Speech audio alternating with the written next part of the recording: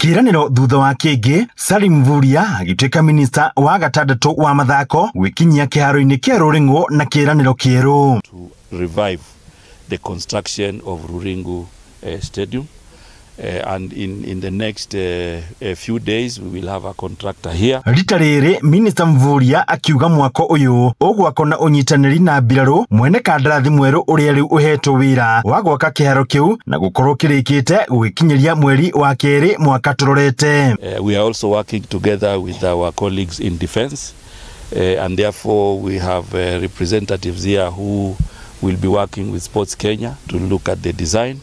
And then now we can begin to unlock the challenges that have been there. Mvurya augite mwakira wa kiharo kiu ni ugucenjio o hamwe na nyeki iria yahanditwo hau kabere hamwe na mogaruruku mangi maria maratabanio. Coming here to say that we are bringing down everything, we are only now modifying, beginning with this building where it is going to be improved, and then new facilities now will come up around the stadium.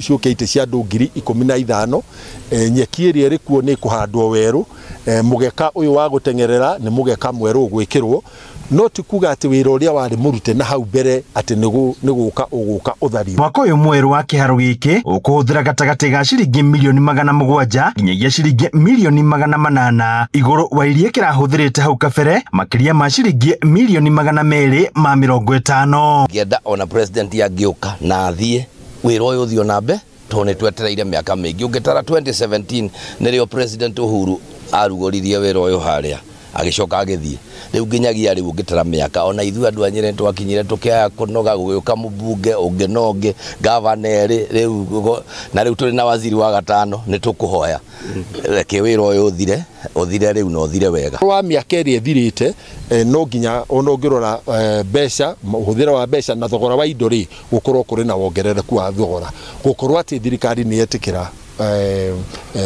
stadium ino irike na thogora ucio mweru ni benefit nene muno kuri andu aya. Handũ-inĩ ha Inooro TV kumaka Nyeri njeta Theuri wa Mbogo.